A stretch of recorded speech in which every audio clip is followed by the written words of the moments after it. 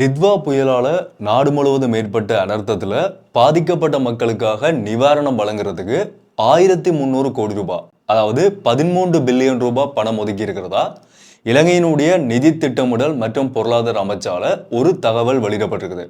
இது இலங்கையினுடைய அனைத்து மாவட்டங்களுக்கும், மொத்தம் 25 மாவட்டங்களுக்கும் தான் இந்த பணம் ஒதுக்கப்பட்டிருக்குது. ஜனாதிபதி அனுரகுமார திசாநாயக்கவால உடனடியா பணம் எல்லாருக்குமே போய் சேர்றதுக்கான வழிகளை செய்யுங்கன்னு சொல்லி எல்லா அரசு அதிகாரிகளும் அறிவுறுத்தப்பட்டிருக்கிறார்கள். முதல் கட்டமா இந்த பாதிக்கப்பட்ட மக்கள் தங்களோட வீட்டை சுத்தம் செய்து அந்த வீடுகளுக்குள்ள போறதுக்காக மட்டும் 25,000 ரூபாய் பாதிக்கப்பட்ட மக்களுக்கு நிவாரணம் வழங்க சொல்லி ஒரு தகவல் வெளியாகி அந்த பணம் நிறைய பகுதிகளுக்கு வழங்கப்பட ஆரம்பிச்சிருந்தது. இந்த 24 மாவட்டங்களுக்கும் சரியான முறையில் பணம் போய் சேர்ந்ததுன்னு சொல்லி செய்திகள் வெளியாகி இருந்தாலும், யாழ்ப்பாணம் என்ற ஒரு மாவட்டம் மட்டும் தொடர்ச்சியா ஒரு சர்ச்சைக்குரிய வகையில பேசப்பட்டு கொண்டே இருக்குது. 36 கோடி ரூபாய் பணம், யாழ்ப்பாணத்துக்கு எதுக்காக 36 கோடி ரூபாய் பணம் இந்த வெள்ள நிவாரணத்துக்கு ஒதுக்கப்பட்டன்னு சொல்லி கேள்வி கேட்கப்பட்டதுல ஆரம்பிச்சு இன்றைக்கு வரைக்கும் அந்த பணம் சரியான முறையில் மக்களுக்கு போய் சேரலன்ற வரைக்கும் ஏகப்பட்ட பிரச்சனைகள் யாழ்ப்பாணம் என்ற ஒரு மாவட்டத்தில் மட்டும் இப்போ உருவாகி போய்கொண்டிருக்குது.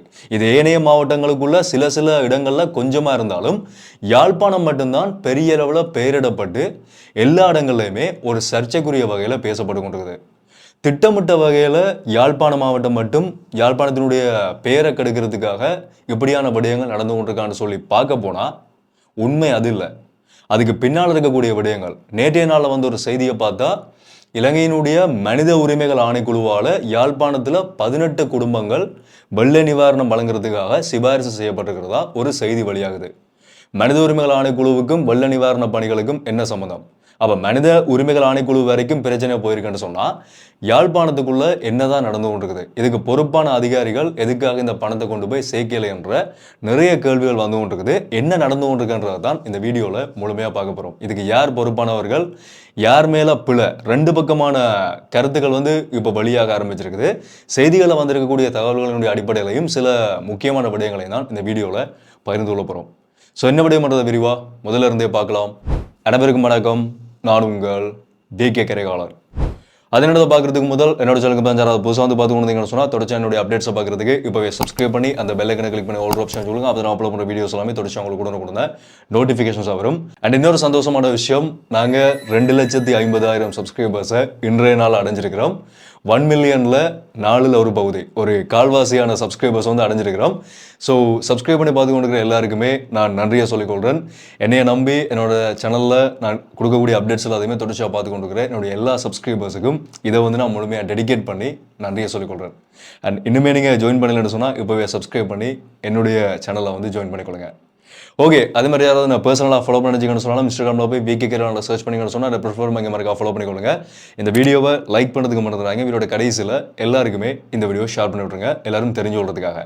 ஓகே, முதல் விஷயம் என்னென்னு சொன்னால், இலங்கையினுடைய நிதி திட்டமிடல் மற்றும் பொருளாதார அமைச்சால இலங்கைக்குள்ள ஏற்பட்டிருக்கக்கூடிய இந்த பாரிய இயற்கை பேரிடருக்கு பிறகு அதில் பாதிக்கப்பட்ட மக்களுக்காக 1300 கோடி ரூபாய், இதுவரைக்கும் நாங்கள் 1300 கோடி, அதாவது 13 பில்லியன் ரூபாய் பணத்தை மக்களுக்காக ஒதுக்கி இருக்கிறோம்.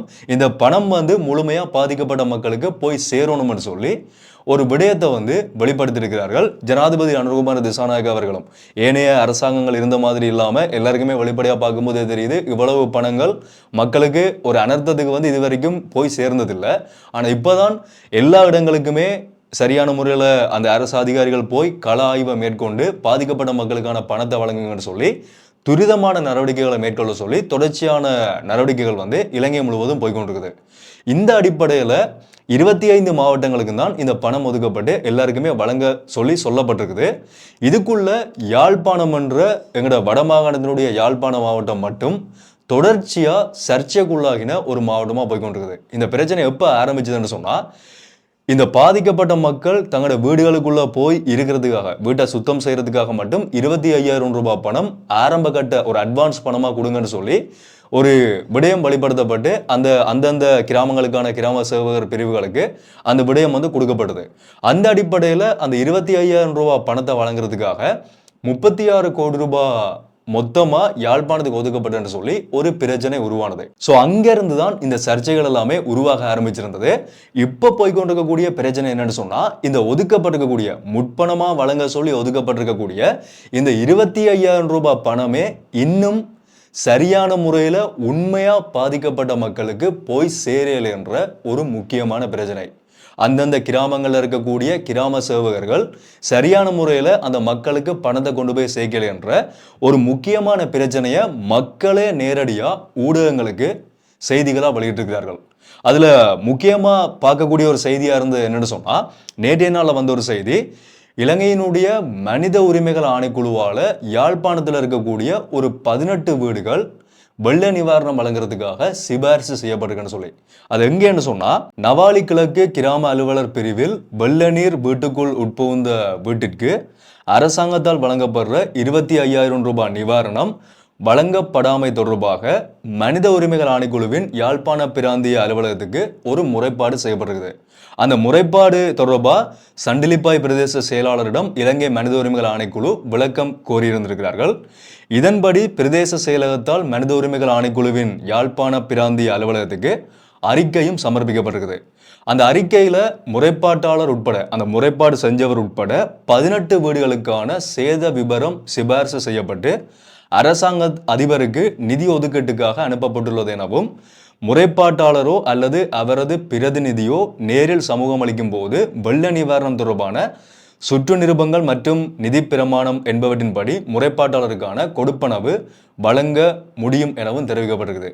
மனித உரிமைகள் ஆணைக்குழுவுக்கு செய்த முறைப்பாட்டிற்கு அமைய மனித உரிமைகள் ஆணைக்குழுவினுடைய அறிக்கையின்படி இப்போ 18 வீடுகள் இந்த நவாலி பகுதியில் சிபாரிசு செய்யப்பட்டிருக்குது.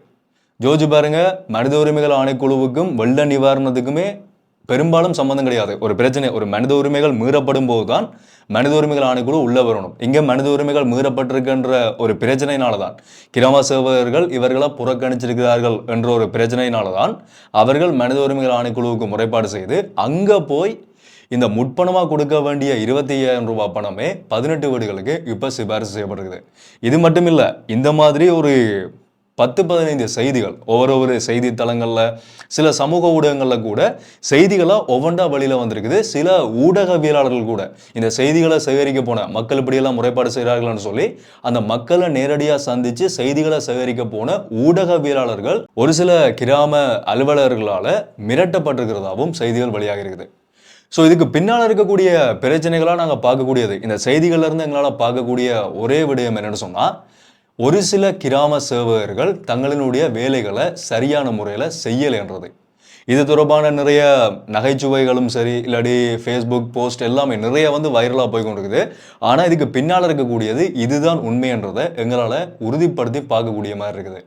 மக்களுக்காக சேவை செய்கிறவர்கள் தான் கிராம சேவகர்கள். ஒரு கிராமத்தில் இருக்கக்கூடிய பிரச்சனைகளை இனம் கண்டு அவர்களுக்கான என்னென்ன இழப்பீடுகள் ஏற்பட்டிருக்கின்றதை கணிப்பிட்டு அதை அறிக்கை சமர்ப்பித்து அதிலிருந்து பெற்றுக்கொள்ளக்கூடிய நிதியை மக்களுக்கு கொண்டு போய் சேர்க்க வேண்டியவர்களான் இந்த கிராம சேவகர்கள். ஆனால் இவர்கள் என்ன செய்கிறார்கள்னு சொல்லப்படுதுன்னு சொன்னால், தங்களுக்கு சார்பானவர்கள் யாரோ, பாதிக்கப்பட்டவர்கள் உண்மையிலேயே தங்களோட உடைமைகளை இழந்து சொத்துக்களை இழந்திருந்தாலும் அவர்களை விட்டுட்டு எந்த ஒரு பிரச்சனையுமே ஏற்படாத சில குடும்பங்களுக்கு போய் இந்த நிதியை கொண்டு போய் கொடுக்கறதா ஒரு பிரச்சனை உருவாகி இருக்குது. நிறைய இடங்கள்ல சில கிராம சேவகர்கள் களத்துக்கே போகலன்னு சொல்லப்படுது. ஜனாதிபதி அனுர்குமார் திசாநாயக்க மன்னார்ல கலந்து கொண்ட கூட்டத்தில் கூட அவர் சொன்ன விஷயம் என்னன்னு சொன்னா, அரசு அதிகாரிகள் சரியான முறையில் செயல்படுங்க, நீங்க அந்த பகுதிகளுக்கு போங்க, போய் அந்த இடங்கள்ல என்ன பிரச்சனைன்றதை பாருங்க. ஜனாதிபதியை இறங்கி கண்டியிலிருந்து எல்லா பகுதிகளுக்குமே எங்கெங்க பாதிப்புகள் ஏற்பட்டிருக்குதோ அங்கெல்லாமே நேரடியாக களத்துக்கு போறார். ஆனால் இவர்கள் அந்தந்த இடங்களுக்கு போகாம, அந்தந்த கிராமங்களுக்கு போகாம அவர்களுக்கு ஏற்ற மாதிரியான ஒரு லிஸ்ட்டை தயாரித்து அதை அறிக்கையாக சமர்ப்பித்து அதில் இருந்து பெற்றுக்கொள்ளக்கூடிய காசை ஏனையவர்களுக்கு வழங்குறதா தான் ஒரு பிரச்சனை இப்போ போய்கொண்டிருக்குது. இது யாழ்ப்பாணத்தில் பெரிய அளவில் பேசப்படுறதால வெளியில் தெரியுது. ஆனால் உண்மை என்னன்னு சொன்னால், இலங்கையினுடைய பெரும்பாலான மாவட்டங்களில் இந்த பிரச்சனை போய்கொண்டிருக்கின்றதான். ஆனால் குறிப்பிட்ட ஒரு அளவுக்கான பிரச்சனை. இப்போ ஏனைய பகுதிகள் எடுத்து பார்த்தோம்னு சொன்னால், இப்போ கொழும்போ இல்லை ஏனைய பகுதிகள் எடுத்து பார்த்தோம்னு சொன்னால், ஒரு குறிப்பிட்ட ஒரு இடங்களில் மட்டும் இந்த பிரச்சனைகள் கொஞ்சமாக நடக்குது. ஆனால் யாழ்ப்பாணத்தில் பரவலாக நடக்கிறதா தான் செய்திகள் இப்போ வெளியாகி இருக்குது. ஓகே, இது ஒரு பக்கம். இது மக்களால் முறைப்பாடு செய்யப்படக்கூடிய ஒரு பகுதியாக நாங்கள் பார்க்க முடியும். நாங்கள் இன்னொரு பக்கத்தையும் கதை கொண்டு தானே கிராம சேவகர்கள் இதுக்கு அப்படிப்பட்ட பதிலை வழங்குறார்கள்ன்றதையும் கதை கொண்டு தானே அந்த பக்கத்தில் ஒரு குறிப்பிட்ட ஒரு செய்தி வந்து வெளியாகி இருந்தது. அதில் கிராம சேவகர்கள் சொல்லக்கூடிய பதிலாக என்ன இருக்குன்னு சொன்னால், மக்கள் வந்து எல்லாருமே நட்டஈடு கோர்றார்கள். அதாவது பாதிக்கப்பட்ட மக்களும் வந்து எங்கள்கிட்ட காசு கேட்கிறார்கள், பாதிக்கப்படாதவர்களும் காசு கேட்கிறார்கள். வடமாகாணத்தில் நிறைய இடங்கள்ல வந்து பாதிக்கப்பட்ட இடங்களும் அதிகமாக இருக்குது, பாதிக்கப்படாத இடங்களும் கொஞ்சம் கொஞ்சம் சேதங்கள் ஏற்பட்ட இடங்களும் அதிகமாக இருக்குது. மேட்டு பகுதியில் இருக்கிறவர்களுக்கு வெள்ளம் வந்திருக்காது, வெள்ள நீர் வந்து வழிந்தோடி இருக்கும். அப்படியான இடங்களில் இருக்கக்கூடிய மக்களும் வந்து எங்கள்கிட்ட நட்டஈடு கேட்கிறார்கள். எங்களுக்கும் இந்த 25,000 ரூபாய் தாங்க. ஏன்னு சொன்னால் அரசாங்கம் வந்து எல்லாருக்குமே கொடுக்க சொல்லியிருக்குதாம், எல்லா குடும்பங்களுக்குமே அரசாங்கம் கொடுக்க சொல்லியிருக்கார்கள். அதனால உங்களுக்கு தாரத்துக்கு என்ன, எங்களுக்கும் தாங்கன்னு சொல்லி அவர்கள் வந்து பணத்தை கேட்டு கொண்டிருக்கிறார்கள்னு சொல்லி ஒரு விடயத்தை வந்து கிராம சேவகர்கள் ஒரு முறைப்பாடாக சொல்றார்கள். இந்த முறைப்பாடை ஏற்றுக்கொள்ள முடியுமென்னு நினைக்கிறீங்களா? ஏன்னு சொன்னால் அதுதான் அவர்களுடைய வேலையே. கிராம சேவகர்னு சொன்னால் நேரடியாக வீட்டுக்கு போய், இப்போ ஒரு வீட்டுக்கு போகிறார், அந்த வீட்டில் பாதிப்பு ஏற்பட்டிருக்குதா, வெள்ளம் வீட்டுக்குள்ளே போயிருக்குதா, இல்லை அங்கே இருந்த அவர்களுடைய விவசாயமோ இல்லாட்டி வேளாண்மையோ ஏதாவது கோழி வளர்ப்பு ஆடு மாடு வளர்ப்பு செய்திருக்கிறார்களா, ஓமா ஓம் பாதிக்கப்பட்டிருக்குது, அதில் ஏதாச்சும் உயிரினங்கள் உயிரிழந்திருக்குது இல்லாட்டி இல்லை, வீடுகளுக்கு ஏதாவது சேதம் ஏற்பட்டிருக்குதா, ஓமண்டா ஓம் இல்லாட்டி இல்லை. ஒவ்வொரு வீடுகளாக போய் இவ்வளோ பெரிய இலங்கையில் கிராம சேவகர்கள்னு சொல்லி ஆயிரக்கணக்கான பேரை பணியமர்த்தினதுக்கான காரணமே வந்து அவ்வளவு பகுதிகளுக்கும் வந்து மக்கள் போய், என்ன ஒரு கிராமத்தில் சொல்ல போனால் ஒரு 100-150 குடும்பங்கள் தான் இருக்கும், அந்த குடும்பங்களுக்குள்ள போய் அவர்களுக்கு என்ன பாதிப்பு ஏற்பட்டிருக்குன்றதை இவர்கள் நேரடியாக பார்க்கணும்னு சொல்லி தான் கிராம சேவகர் என்ற ஒரு அமைப்பு இருக்குது. அதை பார்த்து இவர்களுக்கு இந்த முறைப்பாடை வழங்க முடியலைன்னு சொன்னால் தவறு யார் மேலேன்னு கேட்டால் வெளிப்படையாக பார்க்கும்போது அவர்கள் மேலே என்றதான் ஒரு வெளிப்படையான ஒரு உண்மை. அவர்கள்லாம் சரியான முறையில் செயலாற்றணும், அவர்கள் அங்கே செயலாற்றலைன்னு சொன்னால் பிரச்சனை உருவாகும் தான். இதை எல்லா கிராம சேவர்களுக்குமே சொல்ல வரல. இதில் என்ன இன்னொரு பிரச்சனைன்னு சொன்னால், உண்மையிலேயே சரியான முறையில் கடமைகளை செய்து கொண்டு வெள்ளத்திலையும் சில மக்களுக்காக அந்த பகுதிகளுக்கு போய் உதவி செய்த கிராம சேவகர்களுக்கும் சில பேருக்கு கெட்ட பேர் ஏற்படுது. ஆனால் பெரும்பகுதியாக பார்க்கும்போது சில பேர் இப்படியான முறைகேடான செயல்பாடுகளில் ஈடுபடுறதையும் எங்களால் பார்க்கக்கூடிய மாதிரி இருக்குது. இப்போ யாழ்ப்பாணத்தினுடைய பேர் வந்து பெரிய அளவில் ஒரு சர்ச்சைக்குரிய முறையில் ஒரு சீர்கட்டு போகிற மாதிரி. யாழ்ப்பாணம்ன்றது வந்து எவ்வளோ பெரிய தமிழ் மக்களினுடைய பாரம்பரிய ஒரு மண், நாங்கள் வாழ்ந்து கொண்டிருக்கிற மண். இப்படிப்பட்ட யாழ்ப்பாணத்தை வந்து ஒரு பணமன்ற ஒரு இடம் வரும்போது மட்டும், ஒரு நிதி ஒதுக்கீடு இல்லாட்டி ஒரு பணமன்ற பேச்சு வரும்போது மட்டும் இவ்வளவு தூரத்துக்கு அந்த யாழ்ப்பாணத்தினுடைய பேரை கெடுக்கிறதுக்கான காரணம் என்ன? இதில் இன்னொரு முக்கியமான விடயமும் இதில் வெளிப்படுது. என்னென்னு சொன்னால், இப்போ ஒரு 1-2 வருடங்களுக்கு முதல் இது பெரிய அளவில் பேசப்படுற ஒரு விடயம். என்னென்னு சொன்னால் ஒரு 1-2 வருடங்களுக்கு முதல் ஒரு விடயம் வந்து ஒருத்தரால் வெளிப்படுத்தப்படுது. நான் யாருன்னு சொல்கிறேன், டாக்டர் ராமநாதன் அர்ச்சுனா பாராளுமன்ற உறுப்பினர். அவர் சொல்லியிருந்தார், யாழ்ப்பாணத்துக்கு ஒதுக்கப்படக்கூடிய நிதி, வடமாகாணத்துக்கே ஒதுக்கப்படக்கூடிய நிதி வந்து அந்த நிதி பயன்படுத்தப்படாமல் திருப்பி அனுப்பப்பட்டு கொண்டிருக்குது. ஒவ்வொரு பகுதியாக வந்து திரும்ப அவர்கள் திருப்பி அனுப்பி கொண்டிருக்கிறார்கள், யாருமே பயன்படுத்துறது இல்லைன்ற மாதிரி ஒரு விடயத்தை சொல்லியிருந்தார். ஆனால் இந்த சம்பவங்களை பார்க்கும்போது ஒருவேளை அது உண்மையாக தான் இருக்குமோன்னு சொல்லி இவங்களுக்கு யோசிக்க தோணுது. அதிகமாக கொடுத்தா ஏண்டா அதிகமாக கொடுக்குறீங்கன்னு கேட்குறது, கொஞ்சமாக கொடுத்தா ஐயோ எங்களை ஒதுக்கிட்டார்கள், யாழ்ப்பாணத்தை ஒதுக்கிட்டார்கள், வடமாகாணத்தை ஒதுக்கிட்டார்கள்னு சொல்கிறது. எப்படித்தான் நாங்கள் இவர்களை இந்த அரசியல்வாதிகளையும் அரசு அதிகாரிகளையும் விளங்கி கொள்றோன்னு சொல்லி சத்தியமாக தெரியலை. ஏன்னா இவ்வளவு பணம் 36 கோடி ரூபாய் பணம் ஒதுக்கப்பட்டிருக்குது, அதிகமான பணம் ஒதுக்கப்பட்டிருக்குன்னு சொல்லி சொன்ன இடத்துல இன்றைக்கு அதை பெற்றுக்கொள்ளாத மக்கள் எத்தனையோ பேர் மனித உரிமைகள் ஆணைக்குழு வரைக்கும் போறார்கள்னு சொன்னால் இது எவ்வளோ பெரிய ஒரு இழுக்கான செயல்பாடுன்னு சொல்லி யோசிச்சு பாருங்க. அரசு அதிகாரிகளுக்கு அவ்வளோ பெரிய ஒரு இழுக்கு, சரியான முறையில் செயல்படாததால சம்பந்தமே இல்லாமல் மனித உரிமைகள் ஆணைக்குழு வரைக்கும் போய் அந்த நிதியை வந்து அவர்கள் பெற்றுக்கொள்ள வேண்டிய ஒரு கட்டாயத்தில் இருக்கிறார்கள். உண்மையிலேயே மக்கள் பாவம், மக்கள் சரியான பாவம். அவர்களுக்காக வேலை செய்ய வேண்டிய இவர்கள் வேலை செய்யாததால சரியான முறையில் அவர்களுக்கு நிதி கிடைக்காம தான் இன்றைக்கு நாங்கள் பாடுபட்டு கொண்டிருக்கிறோம். இதுக்கு பின்னால் பெரிய ஒரு அரசியல் இருக்குது. அது சிலருக்கு விளங்கும், பலருக்கு விளங்காதன்றபடியாக தான் இவர்கள் எங்களை இன்றைக்கு வரைக்கும் ஆட்டி படைச்சு கொண்டிருக்கிறார்கள்ன்றதான் ஒரு வெளிப்படையான உண்மை. இதில் நாங்கள் மறைச்சு பேசுறதுக்கு எதுவுமே இல்லை. இவ்வளவு பணம் ஒதுக்கியும் இவர்களால் சரியான முறையில் கொண்டு போய் சேர்க்க முடியலன்னு சொன்னால் இதுக்கு மேலே யாரால் என்ன செய்ய முடியும்? ஜனாதிபதி அங்கிருந்து தொடர்ச்சியான கட்டளைகளை வழங்கி கொண்டே இருக்கிறார். அரசு அதிகாரிகள் சரியான முறையில் செயல்படுங்க, அரசு அதிகாரிகள் மனசாட்சியோடு செயல்படுங்க என்று சொல்லி எவ்வளவோ விதமாக வந்து சொல்லி கொண்டிருக்கிறார்கள்.